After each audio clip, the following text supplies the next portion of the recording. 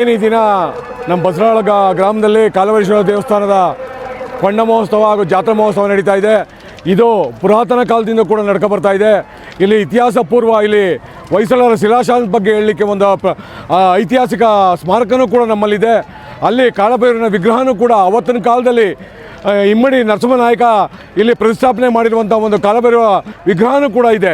ಆ ಒಂದು ಪ್ರತಿನಿಧಿಯಾಗಿ ಇಲ್ಲಿ ಅಕ್ಕಪಕ್ಕ 48 ಹಳ್ಳಿಗಳು ಸೇರಿ ಈ ಹಬ್ಬವನ್ನು ಆಚರಣೆಯನ್ನು ಮಾಡ್ತಾ ಇದ್ದಾರೆ.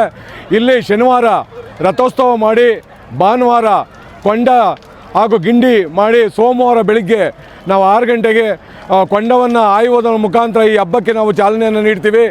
ಹಾಗೂ ನಿರಂತರವಾಗಿ ಇಲ್ಲಿ ಎಲ್ಲರಿಗೂ ಕೂಡ ಒಂದು 5 ರಿಂದ 6,000 ಜನಕ್ಕೆ ಇವತ್ತು ಅನ್ನ ಸಂತರ್ಪಣಾ ಕಾರ್ಯಕ್ರಮವನ್ನು ಕೂಡ ನಾವು ಮಾಡ್ತಾಯಿದ್ದೀವಿ.